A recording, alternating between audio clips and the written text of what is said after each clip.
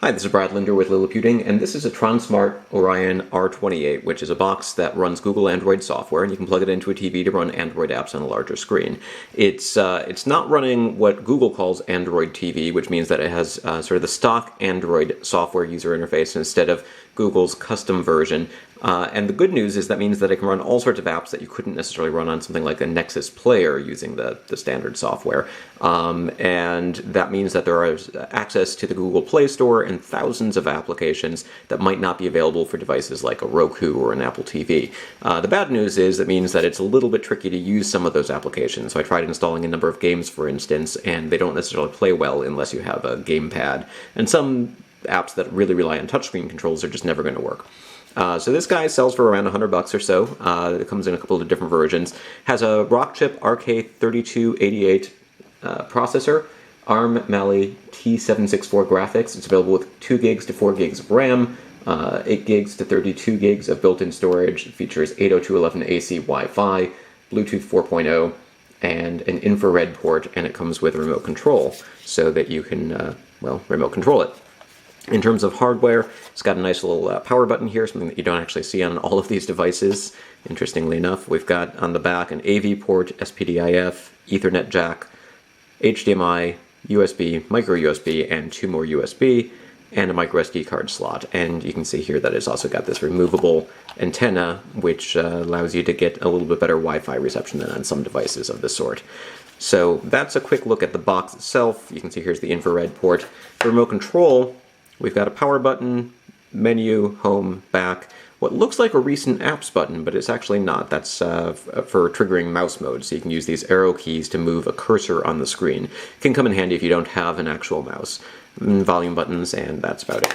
So let's go ahead and plug this in and show you how it works. I'm going to train this on the TV now while I plug in power, HDMI, and I'm going to plug in a keyboard and a mouse as well.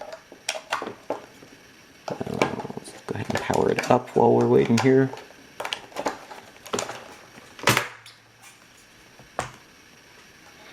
So it boots relatively quickly, faster than most phones that I've used.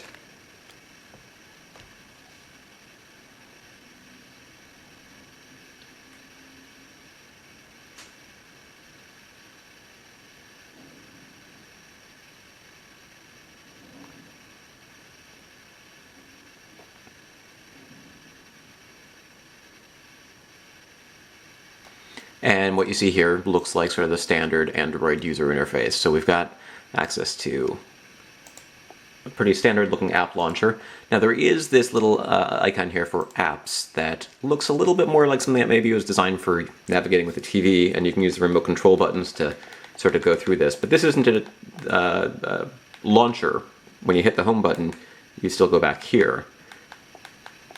And then you can navigate through using the remote control again to find individual apps. So honestly, I'm not quite sure what the point of this is other than just making larger icons.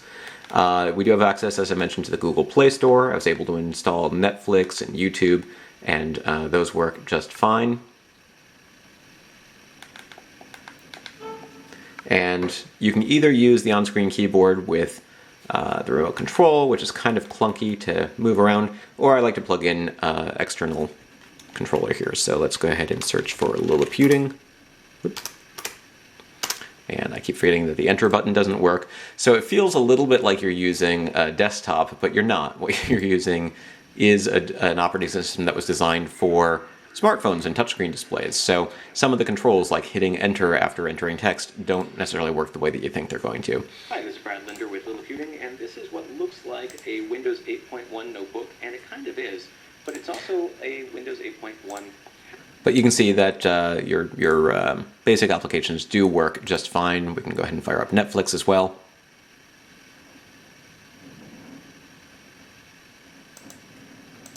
And have access to all of our applications here.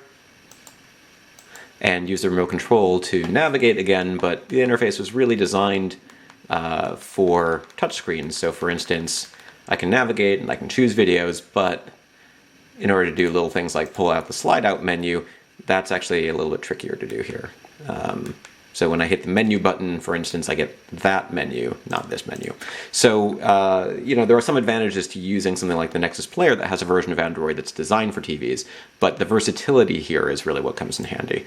I don't have a gamepad, so I wasn't able to go ahead and test games that require it. I tried a couple of different games that just wouldn't work because I couldn't control what was happening on the screen using a mouse, but Angry Birds works pretty well on most devices. So let's go ahead and just show that runs nicely.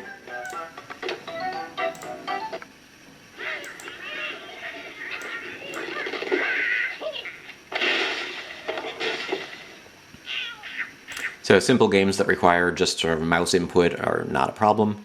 Web browser works nicely. So you can surf the web on your TV. And what else do we have here? XBMC comes preloaded. This is actually Kodi, which is the latest version of XBMC, although it does come with Kodi Alpha preloaded. There is a newer version of Kodi which you can download and install yourself. So this gives you access to a full screen sort of media center application. It's a cross-platform. This is the Android version that gives you access to an interface for accessing music, movies, and so forth. In terms of performance, let's go ahead and exit out of here. You can also install third-party add-ons to XBMC or Kodi if you wanted to stream media from online media sources. In terms of performance, it can handle a fair amount of video formats and codecs. It's not the most impressive selection that I've seen, but I haven't found too many videos that it won't be able to play. Theoretically, it should be able to handle some 4K content or 2160p content, but in actuality, you're going to have a better chance with 720p and 1080p content in a range of formats because it's going to use software decoders for a lot of those things.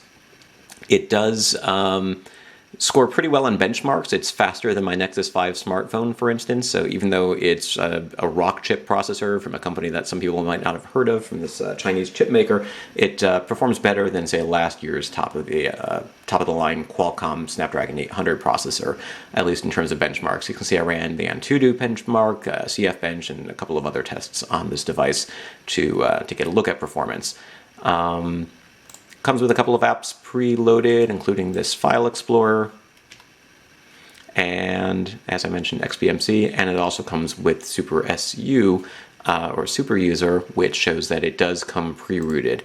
It's running Android 4.4, and theoretically there's no reason that it couldn't be upgraded to newer versions of the operating system, but this is what it runs out of the box. So in terms of versatility, performance, I think it's a pretty nice device.